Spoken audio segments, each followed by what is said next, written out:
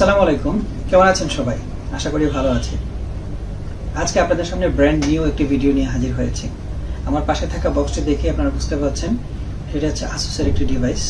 হ্যাঁ, এটি হচ্ছে Asus S15 সিরিজের একটি ল্যাপটপ।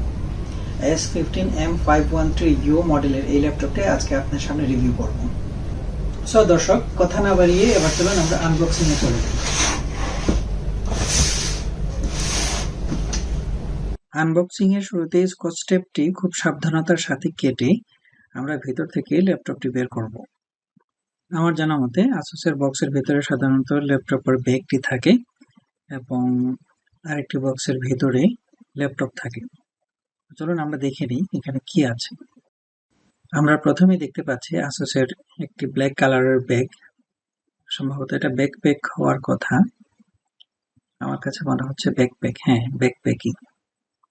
ব্যাকপ্যাকটি যথেষ্ট মজবুত এবং আমার কাছে মনে হয়েছে যে না, যথেষ্ট ভালো কোয়ালিটির, এটা ইউজ করা যায়। ব্যাকপ্যাকটি সাইডে রেখে এবার আমরা মেইন বক্সের দিকে নজর দিই। বড় বক্সটির ভিতরে আরেকটি বক্স দেখা যাচ্ছে, যেটির ভিতরে সাধারণত ল্যাপটপ, চার্জার এবং আদার্স অ্যাক্সেসরিজ থাকার কথা। এই হচ্ছে বক্সটির আউট ভিউ।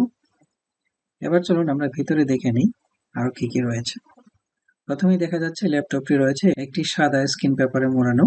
ল্যাপটপটি পরে দেখছি, চলুন আগে দেখে নিই আরো আদার্স কি কি অ্যাক্সেসরিজ রয়েছে। আরেকটি ছোট বক্স দেখা যাচ্ছে, চলুন এটিকে আমরা ওপেন করে দেখে নিই এর মধ্যে কি রয়েছে। আমার কাছে দেখে মনে হচ্ছে এটি হার্ড ডিস্ক এনক্লোজার টাইপের কিছু একটা হতে পারে, বা কেডি টাইপের কিছু। হ্যাঁ, আসলেই তাই। এটি সাধারণত হার্ড ডিস্কে লাগানো হয়। এসএসডি, SATA এসএসডি অথবা ল্যাপটপের হার্ড ডিস্ক 2.5 ইঞ্চি এগুলো আমরা চাইলে এর মধ্যে এই এনক্লোজারে অ্যাড করে দিতে পারবো। এটি মনে হচ্ছে সেই এনক্লোজারের স্টিকার। সম্ভবত এটিকে নিচে বসিয়ে দিতে হবে, সেটা আমরা পরে দেখে নেব কিভাবে লাগাতে হয়। এখানে দেখা যাচ্ছে একটি বই, সম্ভবত এটি ইউজার ম্যানুয়াল বা গাইডলাইন্স। এটি পড়লে আমরা দেখে নেব ইনস্ট্রাকশন গুলো পার্ট বাই পার্ট। আপনারা চাইলে দেখে নিতে পারেন। তাছাড়া আরেকটি স্টিকারের মতো কিছু একটা দেখা যাচ্ছে, সম্ভবত এদের প্রমোশনাল কোনো কিছু একটা হতে পারে, মাই আসুস এর। আরেকটি বাক্স দেখা যাচ্ছে, চলুন দেখে নিই এর মধ্যে কি আছে। মনে হচ্ছে স্টিকার টাইপের কিছু একটা থাকার কথা। হ্যাঁ, যেহেতু আসুস ইয়াং জেনারেশনদের টার্গেট করে ম্যাক্সিমাম ল্যাপটপই ডিজাইন করে এবং এই ল্যাপটপটিও ইয়াংদের টার্গেট করেই তৈরি করা। সম্ভবত ইয়াংদের জন্য কিছু স্টিকার তারা ফ্রি এখানে দিয়ে দিয়েছে, যে কেউ চাইলে এই স্টিকারগুলো ইউজ করতে পারে। স্টিকারগুলো আবার প্যাকেটে ভরে দিয়ে পাশে রেখে চলুন দেখে নিই বক্সে আরো কি কি রয়েছে। ডান পাশের পোর্শনটিতে আমরা দেখতে পাচ্ছি একটি অ্যাডাপ্টার রয়েছে, চার্জিং অ্যাডাপ্টার। অ্যাডাপ্টারটি অতি অসাধারণ, স্কোয়ার আকৃতির। আমার কাছে খুবই ভালো লেগেছে, দেখতে খুবই মার্জিত। এটি 19 ভোল্ট 3.42 এম্পিয়ার আওয়ারের 65 ওয়াটের একটি ফাস্ট চার্জার। যেহেতু এটি একটি 65 ওয়াট আওয়ারের চার্জার, সো এই দিয়ে আশা করি বেশ ফাস্ট চার্জিং আউটপুট আমরা পাবো। যদিও আমার ভিডিওতে আরো বিস্তারিত এই চার্জার নিয়ে কথা বলবো। দেখে নেওয়া যাক বক্সের ভিতরে আরো কিছু রয়েছে কিনা। মনে হচ্ছে না, যেহেতু ল্যাপটপ, চার্জার সবকিছু বের করে নিয়েছি, আশা করি আর কিছু থাকার সম্ভাবনা নেই। এবার বক্সটিকে পাশে রেখে আমরা ল্যাপটপের প্রতি মনোনিবেশ করব। ল্যাপটপটি 3টি কালার ভেরিয়েন্টে মার্কেটে এসেছে। এর মাঝে আমি ব্ল্যাক কালারটি কিনেছি, কারণ ব্ল্যাক আমার খুব ফেভারিট কালার। আপনারা কমেন্ট করে অবশ্যই জানাবেন আপনাদের প্রিয় কালার কোনটি। উপরে একটা স্টিকার দেখতে পাচ্ছি যেখানে লেখা আছে 40% পারফরমেন্স ইনক্রিজড। তার মানে তারা বোঝাতে চাচ্ছে যে অন্য যে কোনো ল্যাপটপ থেকে এটি 40% পারফরমেন্স ইনক্রিজ করবে। সো আমরা বিভিন্ন টেস্টে, স্ট্রেস টেস্টে বা ভিডিও গেমিং টেস্টে আমরা সেটা দেখে নিব যে আসলে সেটি পারফরমেন্স ইনক্রিজ করেছে অর ডিক্রিজ করেছে। আসুস ল্যাপটপ মানে হচ্ছে স্টাইলিশ, কালারফুল। আমি আজকে যে ল্যাপটপটি রিভিউ করব সেটি হচ্ছে অত্যন্ত স্টাইলিশ, স্লিম এবং ইয়াং জেনারেশনদেরকে টার্গেট করা একটি মিড রেঞ্জ কনফিগারেশনের ল্যাপটপ। পূর্বে রিলিজ হওয়া S15 সিরিজের ল্যাপটপগুলো থেকে এখনকার S15 সিরিজের ল্যাপটপগুলো একটু আলাদা, বিশেষ করে প্রসেসরের পারফরমেন্সের দিকগুলো থেকে। Asus S15 সিরিজের ল্যাপটপগুলো বর্তমানে বাজারে 75,000 থেকে 90,000 টাকার মধ্যে পাওয়া যাচ্ছে। এই ল্যাপটপটি 3টি কালারে বাজারে এসেছে। এর মধ্যে হচ্ছে black, transparent silver, hearty gold. আমি ব্ল্যাক কালারটি বেছে নিয়েছি কারণ ব্ল্যাক আমার অত্যন্ত প্রিয়। ল্যাপটপটির বডি ডাইমেনশন হচ্ছে 35.98 বাই 23.53 সেন্টিমিটার এবং থিকনেস হচ্ছে 1.86 সেন্টিমিটার। পুরো ল্যাপটপটির ওজন হচ্ছে 1.8 কেজি বা 3.97 pounds.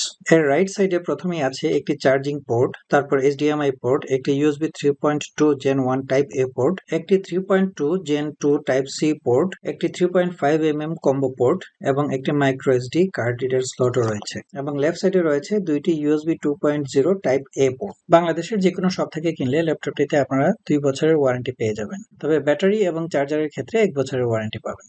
Asus Vibobook S15 M513 সিরিজের ল্যাপটপটিতে রয়েছে 15.6 ইঞ্চিস এর একটি FHD IPS LED ডিসপ্লে, যার রেজোলিউশন হচ্ছে maximum 1920x1080p, 16:9 aspect ratio, refresh rate হচ্ছে 60 হার্জ। ডিসপ্লে সারফেস এন্টিগ্লেয়ার বা ম্যাট আমরা যেটাকে বলে থাকি।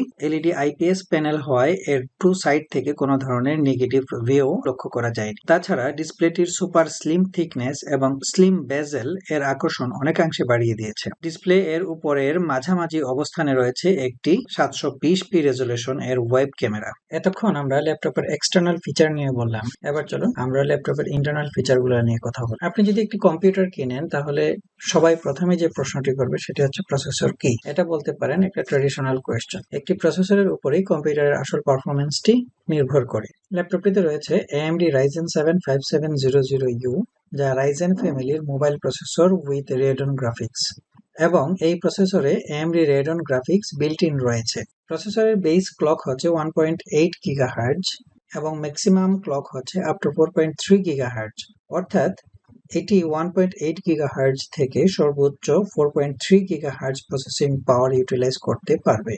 AMD Ryzen 7 5700U প্রসেসরে আছে 8টি কোর এবং 16টি থ্রেড।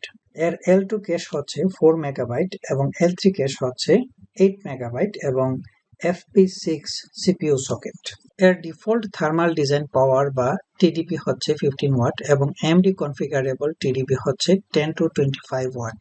আপনাদের কাছে মনে হবে এই প্রসেসর 15 ওয়াট বা 25 ওয়াট এত কম পাওয়ার কনজাম্পশন কেন করবে?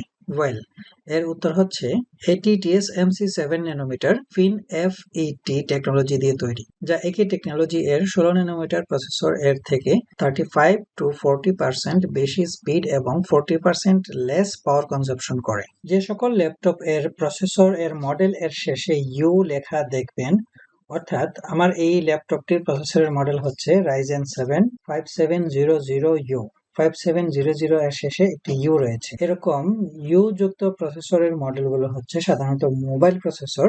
এই প্রসেসরওয়ালা ল্যাপটপগুলো, যে সকল প্রসেসর মডেল এর শেষে ইউ নেই, সেই সকল প্রসেসরওয়ালা ল্যাপটপগুলো থেকে একটু বেশি ব্যাটারি ব্যাকআপ দেয় এবং পাওয়ার কনজাম্পশনও করে অনেক কম। এবার আসুন র্যাম প্রসঙ্গ নিয়ে কথা বলি। ল্যাপটপটিতে রয়েছে 8GB DDR4 3200 বাসের 2টি র্যাম, 4GBর একটি র্যাম মাদারবোর্ডের সাথে সিল করা থাকে এবং আরেকটি এক্সট্রা র্যাম স্লট রয়েছে যেখানে 4GB এর আরেকটি র্যাম ইনসার্ট করা রয়েছে। আপনারা যদি মনে করেন যে 8GB র্যামে আপনাদের কাজ হবে না, তাহলে এক্সট্রা যে স্লটটি রয়েছে সেটি এক্সচেঞ্জ করে 8GB বা 16GB এর র্যাম আরেকটি লাগিয়ে নিতে পারেন। অবশ্য আমি 4GB একটি এক্সচেঞ্জ করে 16GB একটি লাগিয়ে নিয়েছি, অর্থাৎ একটি 16GB এক্সট্রা র্যাম স্লটে এবং 4GB একটি মাদারবোর্ডের সাথে সিল করা রয়েছে। ল্যাপটপটিতে স্টোরেজ হিসেবে রয়েছে 512GB high speed M.2 NVMe SSD, যা কেনার সময় ল্যাপটপে অ্যাটাচ করাই থাকে। আপনারা চাইলে এটি আরো বেশি স্টোরেজে আপগ্রেড করে নিতে পারেন। তাছাড়া সেকেন্ডারি স্টোরেজ হিসেবে 2.5 ইঞ্চ SSD বা HDD 1TB 2TB যা ইচ্ছা অ্যাটাচ করে নিতে পারেন। সেকেন্ডারি স্টোরেজ অ্যাটাচমেন্ট এর জন্য ল্যাপটপ এর বক্সের ভিতরে দেওয়া HDD KDT ল্যাপটপের ব্যাক পার্ট খুলে মাদারবোর্ড এর সকেট এর রিবনটি কানেক্ট করে নিতে হবে। এক্ষেত্রে খুব সাবধান থাকতে হবে যে আপনি যদি এ ব্যাপারে এক্সপার্ট না হয়ে থাকেন তাহলে পারচেজড শপ থেকে লাগিয়ে নিয়ে নিতে হবে। ওয়্যারলেস কানেক্টিভিটি হিসেবে ল্যাপটপটিতে রয়েছে Wi-Fi 6 ও Bluetooth 5.0। প্রসেসরে ইনবিল্ট AMD Radeon গ্রাফিক্স রয়েছে, যার বেসিক পারফরমেন্স আমার কাছে অনেক ভালোই মনে হয়েছে। তাছাড়া আমরা যখন photo editing, video editing, graphics ও বেঞ্চমার্কিং করব তখন গ্রাফিক্স নিয়ে আরো বিস্তারিত কথা বলবো। ল্যাপটপটিতে রয়েছে হোয়াইট ব্যাকলিট কিবোর্ড, যার 3 স্টেপস ব্রাইটনেস এ কমানো বাড়ানো যায়। প্রতিটি কি এর লেংথ হচ্ছে 1.4 মিলিমিটার, যা টাইপিং এর জন্য যথেষ্ট কমফোর্টেবল। ডান পাশে রয়েছে নাম্বার কি, যা অন্য কিবোর্ডগুলো থেকে একটু ভিন্ন। কিবোর্ড এর অন্যতম আকর্ষণ হচ্ছে এন্টার কি, যা ইয়েলো কালার এর বর্ডার দিয়ে মার্ক করা, যার জন্য কিবোর্ডটিকে অন্য ল্যাপটপের যে কোনো কিবোর্ড থেকে একটু স্টাইলিশ এবং একটু আলাদা দেখায়। সাউন্ড সিস্টেমের দিকে নজর দিলে আমরা দেখতে পারবো এতে হারম্যান কার্ডন এর বিল্ট ইন স্পিকার রয়েছে, যা অসাধারণ একটি হল ইফেক্ট দেয়। তাছাড়া built in high quality microphone তো রয়েছে। Asus Vibobook এর এই ল্যাপটপটিতে রয়েছে 42 ওয়াট আওয়ার্স এর 3 সেল লিথিয়াম আয়ন ব্যাটারি, যাতে আমি টানা 5 ঘন্টা পর্যন্ত নরমাল কাজে ব্যাকআপ পেয়েছি।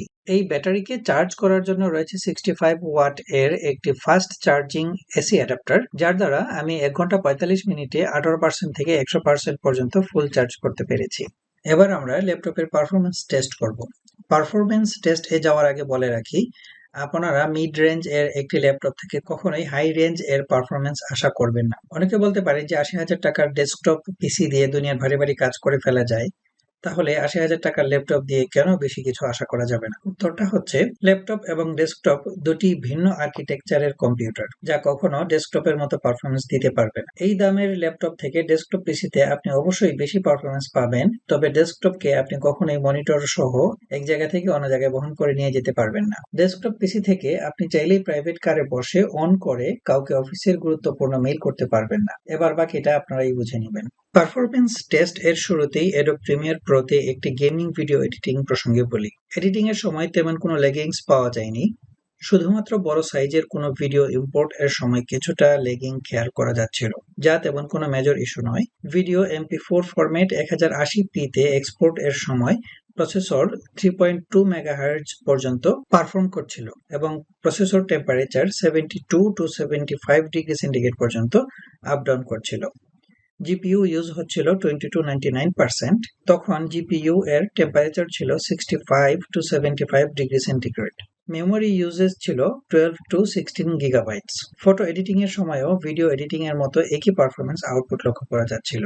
এবার আসুন আরেকটু হার্ড টেস্টের দিকে যাই। ল্যাপটপটিতে আমি দুটি গেম খেলে টেস্ট করেছি। একটি হচ্ছে সাইবারপাঙ্ক 2077 ও হরিজন ডাউন সিই মিডিয়াম। দুইটি গেম মিডিয়াম সেটআপ এ খেলে টেস্ট করি। প্রতিটি গেম এর ক্ষেত্রেই ম্যাক্সিমাম টাইমে সিপিইউ 22 to 75% ইউজেজ শো করছিল, তবে জিপিইউর ক্ষেত্রে অনেক ব্যাড পারফরমেন্স করেছে। গেমিং এর সময় অনেক ফ্রেম ড্রপ হচ্ছিল, যা আসলেই চোখে পড়ার মতো। এখানে এসে আমার কাছে মনে হয়েছিল যে গেমিং এর জন্য এই ল্যাপটপ নয়, তবে মিড রেঞ্জ ল্যাপটপগুলো থেকে কখনো গেমিং পারফরমেন্স আশা করাটাও ঠিক নয়। গ্রাফিক্স নিয়ে যখন মনে একটু সন্দেহ জাগলো, তখন ভাবলাম এর বায়োডাটা একটু দেখে আসি। জিপিইউ জেট ওপেন করতেই দেখা গেল যে AMD Radeon এর বেসিক জিপিইউ, যা প্রসেসরে ইনবিল্ট 7 ন্যানোমিটার টেকনোলজি, যার ডাই সাইজ হচ্ছে 156 মিলিমিটার স্কোয়ার।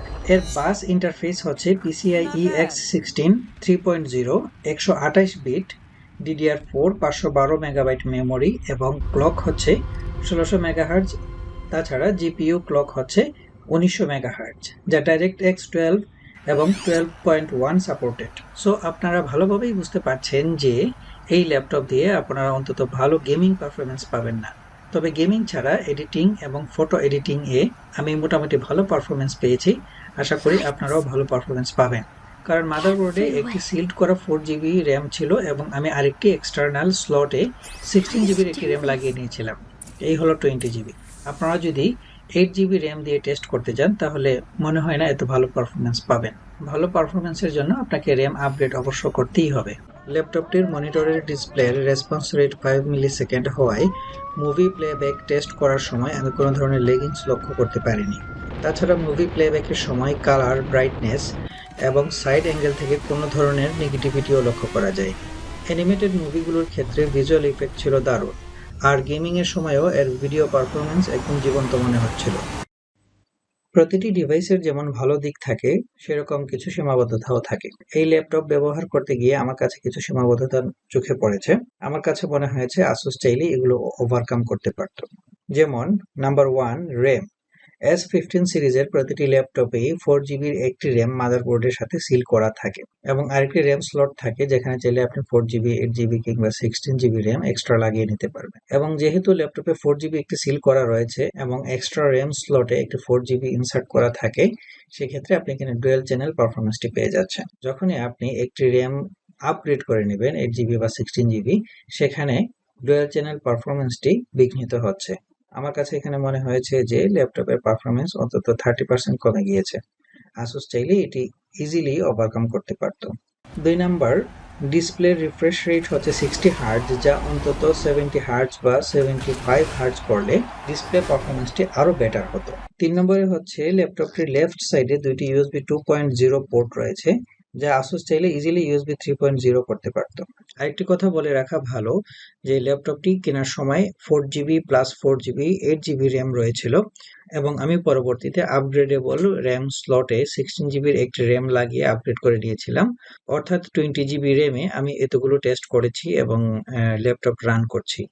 সো আপনারা যদি আমার মতো টেস্টগুলো 8GB র্যামে রান করেন বা ভিডিও এডিটিং, গেমিং সবকিছু করেন, তাহলে হয়তো বা আমার মতো পারফরমেন্স আপনারা নাও পেতে পারেন, এবং সেটি আপনারা যদি মাথায় রেখে কাজ করেন তাহলে হয়তো বা ডিসহার্টেড হবেন না।